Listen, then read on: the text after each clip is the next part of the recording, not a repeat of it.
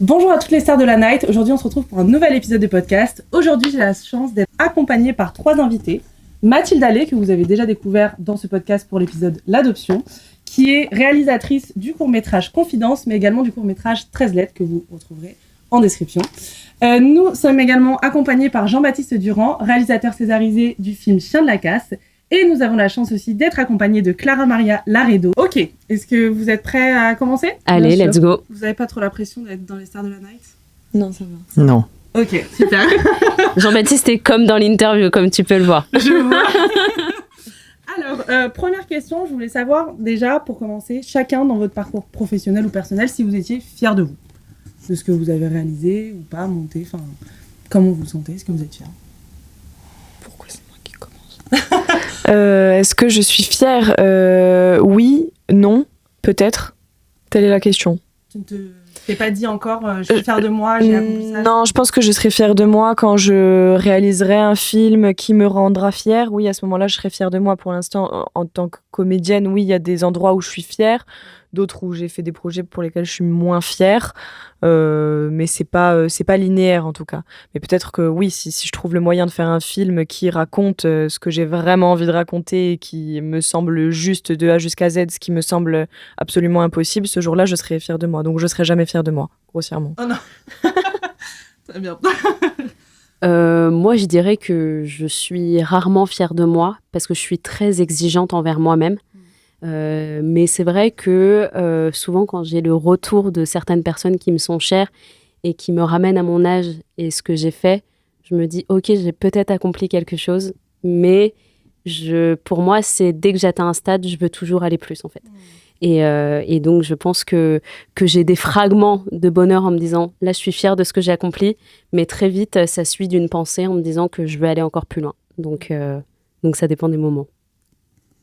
C'est à moi. C'est à toi.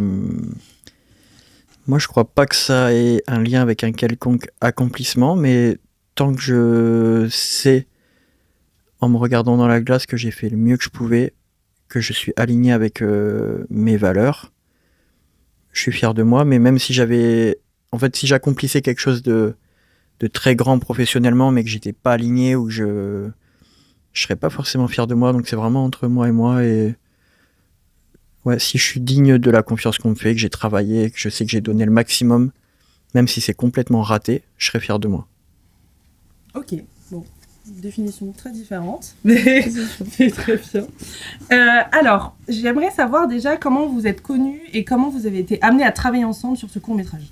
Bah alors moi, la spécificité, c'est que j'ai un lien avec ces 2 personnes-là qui est lié au Festival de Cannes. Déjà Clara, donc moi je l'ai découverte lors d'une projection qui était très forte du film À son image, donc réalisé par Thierry de Peretti. J'étais là, à la fin des projections, quand il y a les applaudissements, on voit l'émotion des comédiens, on voit l'émotion du réalisateur et on est forcément ému. Moi je suis d'autant plus émue aussi que je partage avec Clara le fait d'être corse, donc j'ai quelque chose de très fort par rapport à ça. Et je pense que j'ai été touchée aussi par son parcours en tant que jeune femme. C'est quelqu'un qui me touche beaucoup dans la vie. Donc voilà, donc c'est lié au Festival de Cannes. Jean-Baptiste, ça a fait partie des personnalités que j'ai retrouvées un peu tout au long de mon parcours de journaliste. Donc on s'est rencontrés en février 2024 pour les Paris Film Critic Awards. Il avait reçu un prix avec Raphaël Quenard, il me semble. Et ça a fait partie des personnes que j'ai retrouvées et interviewées à plusieurs reprises pour mon podcast La Conversation. Et on a un lien aussi au Festival de Cannes, puisque cette année, donc le court-métrage Confidence a été tourné pendant la 78e édition. Voilà. Maintenant qu'on sait comment vous êtes connus, j'aimerais qu'on rentre un petit peu plus dans le court-métrage et comprendre Dans ton premier court-métrage, c'était quelque chose de très émotionnel, lié à l'amour, mais également à la guerre. Il y avait un message derrière.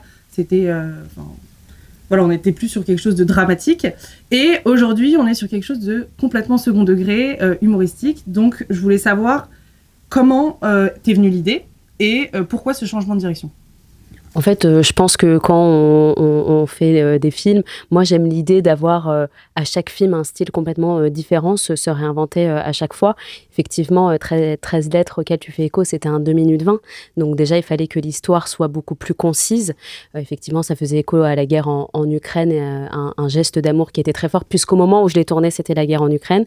Là, ça parle en fait du rapport entre journalistes et les artistes, parce qu'en fait, très souvent, nous, en tant que journalistes, on parle pas beaucoup de nous, mais nous, on accompagne beaucoup les artistes dans leurs promos, etc. Et moi, j'ai toujours été un peu frustrée parce qu'en fait, on me demande de rencontrer des gens en 10 minutes.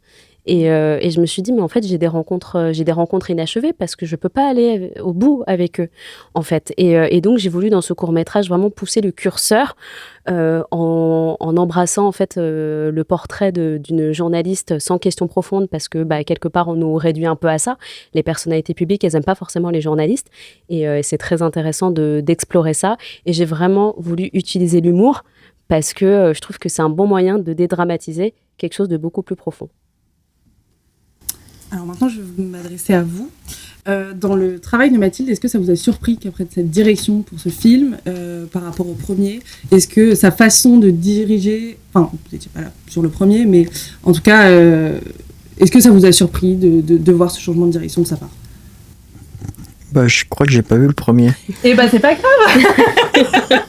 Okay. Donc non, j'étais pas surpris c'était raccord avec ce que je connaissais de Mathilde. Donc la demande, t'as pas étonné ? C'était lié au lien qu'on a pu avoir et que je peux avoir avec certains journalistes. Mais je précise quand même que je fais partie des rares personnes lors de la cérémonie des Césars à avoir remercié les journalistes publiquement. Donc j'ai un infini respect pour les journalistes et je sais à quel point ils sont importants pour les parcours des films. Et en même temps, c'est pas un exercice qui me remplit de joie. Mais je le fais avec plaisir. Je le fais, ça fait partie du travail. Et puis, il y a des liens qui sont chouettes aussi. Disons que je suis pas très doué ou c'est pas ma zone de confort de parler de moi ou de parler de mon travail comme ça. Mais je le fais, je pense, correctement. Mais du coup, des fois, il y a des moments qui sont drôles, tendus, étranges. Et donc, Mathilde venait travailler autour de cette critique-là, mais critique dans le sens étude. Donc, je l'ai fait et puis c'était rigolo. C'est le principal. Non, et moi, contrairement à Jean-Baptiste, je suis une bonne élève, donc j'ai bien évidemment vu le court-métrage. Mais ça m'a étonné sans m'étonner. En fait, ça n'en est pas du tout étonnant quand on connaît Mathilde, en fait. Donc c'est assez droit. Presque le premier aurait pu plus m'étonner de savoir qu'il avait été fait par Mathilde plutôt que celui-ci qui me semble plus logique, en fait. Ok. Il a l'air bien. Hein. Il est très bien. Tu m'enverras. Mais complètement. Et en fait, je pense que Clara a totalement raison. En fait, quand on me connaît un petit peu, aussi un peu plus personnellement, on sait que j'ai cette capacité à déconner et que j'aime tellement les artistes, que j'aime aussi, et mon métier, que j'aime pousser l'humour, en fait, dans ce domaine-là. Et le premier, je peux comprendre qu'il y ait un changement entre les deux et que ça peut dérouter parce que quand on a vu le premier, il est très cinématographique. Là, c'est vrai qu'on est dans totalement autre chose et j'aime l'idée qu'on connaisse un petit peu plus de ma personnalité à travers mes films et je pense que l'humour est très important pour moi, donc je pense que c'est bien qu'on découvre aussi cet aspect de ma personnalité. Et justement, je me demandais, est-ce que c'est pas... mais c'est moi qui suis drôle dans le film. Mais oui, mais t'es super drôle. Mais t'es hyper premier degré. T'es pas drôle. Après, c'est son film. Oui, c'est vrai. Enfin... je plaisantais. Hein. Non, mais... Voilà, donc vous voyez, comme Jean-Baptiste, il n'y a pas de différence entre le film et maintenant. Je me demandais du coup si c'était pas... Enfin, t'as pas eu peur, c'était pas une prise de risque de ta part de proposer ça, donc complètement différent, dans un univers complètement différent. Est-ce que tu t'es demandé si les gens allaient suivre ? Si, oui, dans le monde professionnel, les gens qui t'entourent, qui viennent tous du cinéma, etc. Est-ce que t'avais peur que ça plaise pas, que ça suive pas ? En fait, moi, je fais toujours quelque chose avec envie. Donc, j'ai pas peur forcément que que ça déplaise ou quoi, parce qu'en fait, moi, je l'ai fait avec le cœur. J'avais envie que ce court-métrage il puisse exister avec ces deux personnes qui sont importantes pour moi. Et en fait, peu importe ce qui adviendra du film, c'est que moi, je l'aurais fait avec les gens que j'aime au moment où j'ai envie. Et c'est aussi... En fait, je regretterai jamais, puisque cette expérience m'a permis de pouvoir explorer quelque chose avec Jean-Baptiste. Et rien que pour ça, moi, j'ai gagné quelque chose, en fait. Donc voilà, je pense que j'ai pas peur que ça déplaise, puisque, en fait, ce film est un ovni cinématographique, je le sais très bien, et je pense qu'il peut interpeller parce que je ne connais pas beaucoup de courts-métrages qui parlent du rapport entre journaliste et artiste, un court-métrage de 8 minutes avec une improvisation qui est très importante aussi. Donc, j'ai pris des risques et j'en prends la responsabilité complètement, quoi. Et justement, sur l'improvisation, est-ce que c'était écrit ou est-ce que vous La question. aviez libre arbitre parce que vous faites confiance ou autre? Comment ça? Non, toutes les vannes étaient minutieusement écrites par Mathilde. Ça t'a pris plusieurs années d'écriture, je crois d'ailleurs. Et donc, j'ai appris le texte, je l'ai répété longuement. Et c'était vraiment une question de timing. On a travaillé en hyper précision, comme tu l'appelais. Donc voilà, quelques semaines de répète et puis on l'a fait quasiment one shot. Non, alors, c'était que de l'impro. Non, c'était que de l'impro. Ah, c'est vrai? Ah, C'est d'accord. Voilà, en fait, Jean-Baptiste peut vous faire des blagues à tout moment. Il faut s'y attendre, il faut les accepter. Ok. Ça arrive comme ça. C'était pas une blague, j'ai transformé la réalité. Non, mais Non, c'était de l'impro. c'était de l'impro. Ok. Bon, peut-être que Et en il y a fait- quand même une trame de. En fait, moi, je l'ai vraiment lancé un peu comme, par exemple, Gaspard Noé qui va dire à deux des acteurs, allez, j'allume la caméra et il va sortir ce qui va sortir. Sauf que ce qui est intéressant, c'est que sans le vouloir, en fait, on est rentré dans des caricatures de nous-mêmes. Et c'est ça qui était très drôle, on en a parlé. C'est qu'en fait, on allait dans des rôles complètement, en fait, qui auraient pu être vrais, puisqu'en fait, on est rentré dans la caricature, quelque part, de ce qu'on était. Et pour quelque chose qui a été... il y a juste une mini-trame que je lui ai dit au départ, en disant, voilà, j'aimerais qu'on aille un peu dans une interview un peu drôle, un peu décalée, et que ça sorte ces Je devais être propos-là. désagréable. Voilà, c'était que je vraiment ne le suis- maître mot. Mais je suis pas désagréable dans la vie. Hein. Dans le court-métrage, oui. Je suis pas désagréable dans la vie. Et voilà, je devais être désagréable. Donc j'aimais bien jouer quelqu'un qui est loin de moi. Alors que toi, tu jouais quelqu'un d'assez proche de toi. Bah, après, je pense que quand on est journaliste, on est curieux de tout. Et j'ai voulu justement poser des questions que moi, je pose pas dans la vie parce que ceux que j'ai interviewés peuvent savoir qu'en vrai, moi, je prépare beaucoup mes entretiens. Et donc, je ne poserai pas des questions banales. Mais en fait, aujourd'hui, c'est vrai qu'on entend beaucoup de journalistes qui demandent « Mais alors, elle est sympa, Catherine Deneuve, et comment Raphaël Quenard ?» Et on a l'impression que Il est sympa. il est sympa, voilà. Et en fait, j'ai l'impression que les journalistes, parfois, s'intéressent pas forcément au cœur du sujet du film, mais plutôt à ce qu'il y a autour. Voilà, donc je trouvais ça intéressant. Alors, concernant le montage et la voix off, c'est devenu vraiment presque un personnage dans le film. Oui. Et je voudrais savoir déjà pourquoi ce choix et comment tu as appréhendé que Mathilde te propose de faire la voix off. Est-ce que tout de suite tu t'es dit, ah oui, c'est partie prenante quand même dans le court-métrage Déjà, quand Mathilde m'a proposé, j'ai dit oui, parce que c'était Mathilde. Du coup, on part de ce principe-là.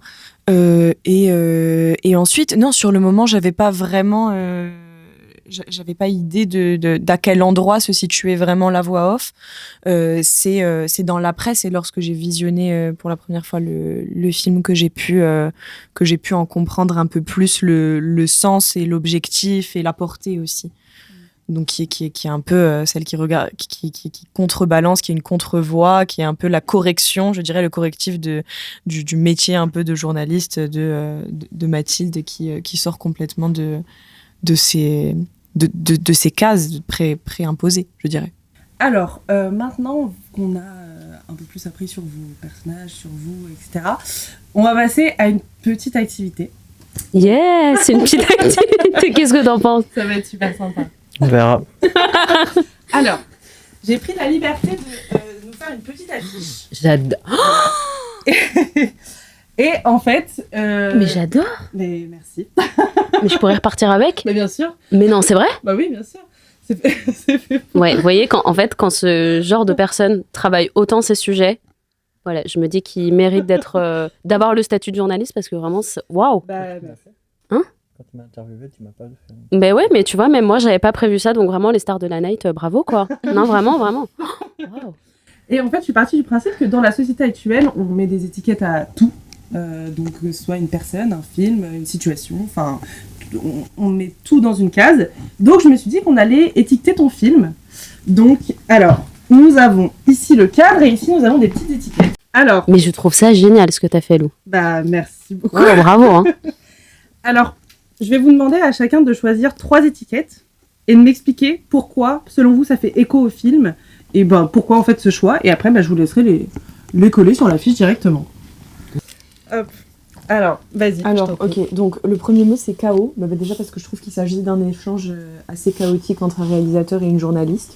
Donc je trouve que ça colle assez bien au film et que le film en lui-même, dans sa forme, est assez est très dispersé et c'est ça qui donne la teneur aussi au film. Donc voilà, je pense que chaos c'est un mot qui colle bien. Super. Je te laisse coller ton étiquette. Ok.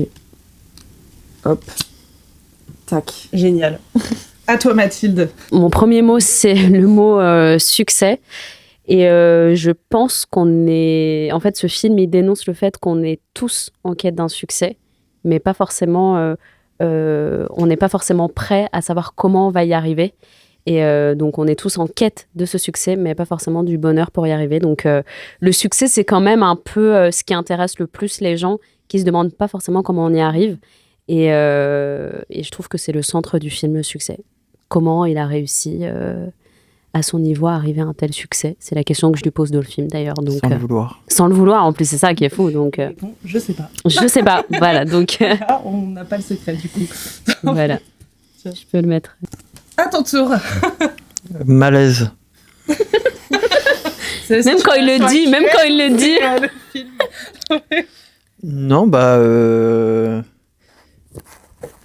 je sais pas, il y a une forme, j'aime bien mettre du malaise. Oui. Je trouve que c'est politique des fois. Ouais. Et moi-même, je suis mal à l'aise des fois. Donc en fait, pour cacher mon malaise, je mets du malaise. Tu vois, comme là. Et donc je crois que je mets souvent très mal à l'aise Mathilde. Ouais. Et ça fonctionne totalement. Hein. On y Et je pense adhère, que c'est même tellement que je l'ai mis mal à l'aise qu'elle a décidé de ne pas faire une vraie interview, mais de faire un film. Parce qu'elle serait pas parvenue peut-être... Bah après, c'était, on a poussé le curseur Ouais. de ce que t'essayais, de ce Mais qu'on du coup, je pense que essayait je l'ai mis mal à l'aise même pendant le film. Elle me mettait mal à l'aise et c'est ça qui a...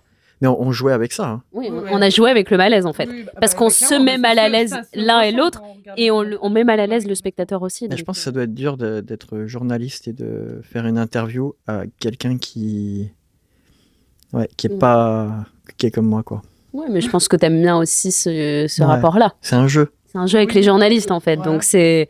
Et en fait, quelque Ça dépend part... quand... Mais la première interview qu'on a fait qui était réelle, je crois que c'était une belle interview. Oui. Tu m'avais dit ça en tout cas. Oui. Ou alors c'était peut-être pour me flatter. Mais non, mais bien sûr. Et même je pense que toi, t'étais interpellé par mes questions aussi. Ouais. Tu t'avais Mais trouvé que c'était pertinent. parfois, il y a des interviews qui se passent moins bien, il y a un malaise. Oui. Et généralement, quand il y a ça, j'aime bien rajouter du malaise au malaise. Oui, c'est ça. Et je me dis, au pire, ça sera drôle. Ouais. Au pire Donc, des je peux- cas, je peux ça coller sera Ah, drôle. mais bien sûr. Oula, Je mets pas sur le titre, hein. Ça serait. Ça serait vraiment malaisant. Oui, voilà. J'allais le dire. Alors, moi, j'ai choisi du coup image. Parce que déjà, c'est des métiers d'image. Dans le cinéma, il est forcément question d'image. Et je pense qu'on interroge beaucoup aussi du coup, l'image des journalistes dans le milieu du cinéma, mais l'image des journalistes en règle générale, qui sont plutôt détestés, en fait, les journalistes. Et je savais pas, hein. Mais énormément. Vous me donniez l'info au début. On est extrêmement... ouais, désolé. On n'est pas aimé par les acteurs et les réalisateurs. Enfin, on a plutôt un métier... Je Ah ouais, pense, non, moi j'aime bien. Non, arrête, t'aimes pas du tout les... Si. Non. D'ailleurs, tu as tourné dans un film qui s'appelle À son image. Ouais, Ouais, voilà. d'ailleurs. Du coup, le mot me vient normalement. Non, mais c'est vrai qu'on a des métiers d'image, mais que, en tout cas, les journalistes, on n'est pas toujours bien reçus par Ok. et acceptés par Parce les... que comme tu disais, c'est quand même essentiel. Exagère. pour, Bah non, les promos, quoi, elle donc. exagère.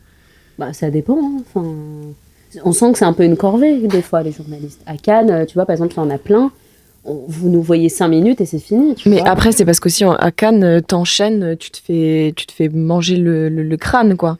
Enfin, en vrai, t'as passé 3 heures à te faire interroger par des gens qui te posent sensiblement les mêmes questions. Oui, c'est vrai. Il y a ce truc où, enfin, t'as l'impression de. Non, je pense pas qu'il y ait une détestation profonde des journalistes. C'est quand même nos nos alliés la plupart du temps. Après, quand ils n'aiment pas nos films, c'est plus compliqué, mais je pense qu'on est assez raccord, il me semble, Clara, sur le fait que ça fait partie du métier, qu'il y a plein de gens chouettes et intéressants et qui participent de l'essor du cinéma et qui sont indispensables. Après, il y a des cons comme partout. Hein. Ouais, nous, on le perçoit comme ça. Mais je pense pas que ce soit une perception qui soit universelle, malheureusement.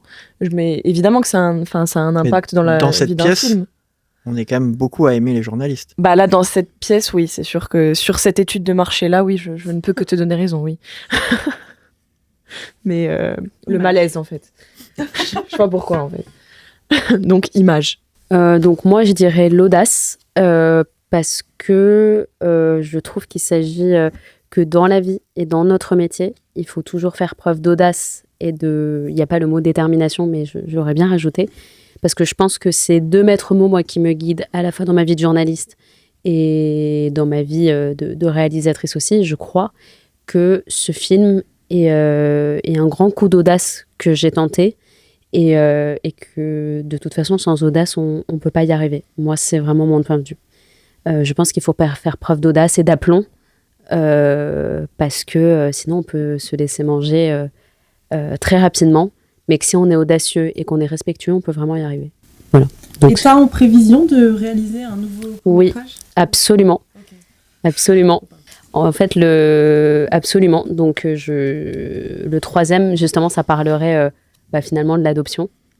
Ok. Donc, ça serait vraiment le plus personnel que j'aimerais réaliser. Oui. Okay. Super. Et d'ailleurs, si vous n'avez pas écouté, il y a l'épisode l'adoption où je parle vraiment de mon parcours d'enfant adopté et comment parfois on peut être un peu à contre-courant et les ressentis qu'on peut avoir quand on est un enfant adopté, voilà, et qu'on est en quête de nos racines et de nos origines, voilà. À retrouver sur les stars de la mer. Exactement. À ton tour. Provocation. Non, mais dans le sens les choses se provoquent. Oui. Donc, tu parlais de détermination. Non, mais la provocation, en provoquant les gens, des fois, on va chercher un cœur qui n'est pas forcément accessible. Et la chance, ça se provoque, pour citer André Breton, et qui parle du hasard objectif. C'est en étant en mouvement qu'on provoque le destin, qu'on provoque les choses, qu'on dévie de sa route. Donc, la provocation, je pense que c'est tout le film. Il y a de la provocation et en même temps, Mathilde a provoqué ce court-métrage qui n'était pas forcément prévu 4 ans avant. Donc il y a quelque chose qui a été provoqué par Mathilde et on a travaillé autour de ça. Et ça va bien avec malaise, avec audace, avec image, avec chaos, avec succès et avec les futurs mots qu'on va mettre. Merci. Et c'est reparti pour notre dernier tour. C'est reparti. Moi j'ai choisi du coup originalité. Parce que je pense que c'est un projet très original qui arbore une forme quasi de vidéo YouTube sous couvert d'un film un peu auteur, dans un genre très particulier. Enfin voilà, donc je trouve que c'est un projet qui est assez original, qui va très bien avec ce que tu es toi, et original aussi au sens premier du terme, c'est-à-dire qui naît de... qui naît du rien et qui naît du rien, non pas qui naît du rien au sens de je m'exprime très mal aujourd'hui, mais qui est unique. C'est un film unique. Moi j'ai jamais vu que ce soit en festival, n'importe quand un film de cette teneur-là, de ce propos-là, c'est assez particulier, donc forcément assez original, donc je crois que ça colle assez bien. Waouh. Alors moi donc j'ai choisi ironie. Parce que je pense qu'il faut en faire preuve dans la vie, et j'en fais dans ce film aussi. L'ironie, je pense que ça peut sauver de tout. Et je vois ce film avec beaucoup d'ironie. Quand j'y pense vraiment comme un doux souvenir, un peu comme une Madeleine de Proust, où en fait on se souvient des choses qui ont existé. Et avec ironie, on se souvient, on se dit « Ah oui, je me souviens très bien de comment c'était, etc., du cadre. » Et en fait, je veux qu'on découvre cette partie-là de moi aussi dans ce film d'ironie. Et je trouve que la vie est éminemment ironique, puisque d'être là pour parler d'un film, effectivement, qui a été tourné à Cannes, comme ça, de façon improvisée, mais en même temps ressortir quelque chose de très complet, d'original, etc. Je trouve que c'est assez drôle et voilà. Tout à fait. T'en penses quoi? C'est vrai, hein, c'est ironique. Bah, c'est sûr que moi qui ne te connais pas personnellement, en voyant le film, c'est ce que je t'ai dit Oui, l'autre jour, ouais. j'étais surprise. Quoi. Oui, mais parce qu'en fait, je pense que les gens comparent les films entre eux, alors Ouais, que moi, complètement. je trouve qu'il y a un réalisateur qui détonne complètement et qui nous sort complètement quelque chose. En fait, ça vient bousculer les codes. Et dans le côté en fait, j'aime bien bousculer les codes. Totalement. Et qu'on m'attende pas sur ça. Et puis, le troisième sera encore totalement différent. Et j'aime bien ne pas me dire j'ai un style cinématographique parce que moi, la réalisation, c'est ma passion. Moi, je suis journaliste à la base. Et de me dire, voilà, j'ai cette opportunité de pouvoir créer des images qui, moi, me plaisent sans pour autant peut-être avoir la prétention d'être une grande réalisatrice. Je trouve que c'est bien parce que du coup, il y a peut-être moins d'enjeux. Tout à fait. On passe au dernier mot. Le dernier mot, Jean-Pierre. Improvisation. C'était marrant ça. C'est une référence à Jean-Pierre. C'est le dernier Foucault. mot, Jean-Pierre. C'est votre dernier mot, Jean-Pierre? Ouais, on m'a dit 3 mots. Improvisation. À l'image de la vie, hein, à moins d'avoir des soucis, on improvise tout le temps. Ouais.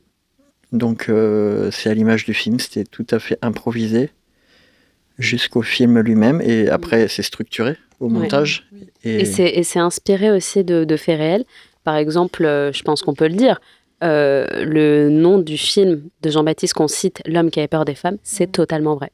Il a vraiment un film qui va sortir qui s'appelle L'homme qui avait peur des femmes. J'ai vraiment eu peur de Mathilde. Non mais c'est... Là, il est entouré de 3 femmes. Voilà, enfin, ouais, Non, c'est très... quasiment, même non, plus. 1, 2, 3, 4, 5 femmes. Non mais c'est drôle que tu sortes un film qui s'appelle L'homme qui avait peur des femmes. Ouais, je sais pas si c'est drôle, en tout cas c'est le titre et le sujet de mon prochain film. Moi personnellement, j'ai peur un peu. T'as peur des femmes? J'ai peur. Toi tu l'avoues, waouh. Toi tu fais peur en plus. Certainement, c'est pour ça que t'es Plus là. elles sont petites, plus elles font peur. Comme les Comme les chiens, comme les caniches. Le chihuahua me fait plus peur qu'un berger allemand. Tu vois, Évidemment, c'est connu. je t'ai comparé à un chihuahua. C'est ok. Et c'est ceux qui aboient le plus. Oui, alors j'en ai pas, mais apparemment. Si je me trouve face à un chihuahua dans la rue, je te jure que je cours. Hein. Ou je saute, je me mets en hauteur. Tu vois, il y a matière. Même là, tu vois, il y a matière toujours de faire des choses avec Jean-Baptiste. Il est matière, il n'est que matière. On est tous matière. Oui, complètement. Bon, écoute, je te donne ça, Mathilde. Waouh. Du coup- Mais je suis très honorée, vraiment. Merci beaucoup. Ben, Mais vraiment, je suis touchée premier degré. Je concrétise que mon film Pour la est là. caméra, comme ça on te voit bien. Je concrétise que mon film est là. Pardon. C'est pas grave. Je concrétise que mon film est là et ça me touche beaucoup. Donc vraiment, merci beaucoup. Avec plaisir. Eh bien, pour moi, c'est terminé. Je suis ravie d'avoir partagé cette interview avec vous 3. Et j'espère qu'on se retrouvera peut-être pour d'autres sujets. Merci à toi. Merci. Merci. Merci à toi, Lou. Merci aux stars de la night. Et puis, en tout cas, bonne continuation pour ce podcast que j'ai la chance de voir évoluer. Et merci beaucoup pour ta confiance. Avec plaisir. Bon, je vous dis à très vite et on se retrouve bientôt pour un nouvel épisode de podcast. Bisous. Salut!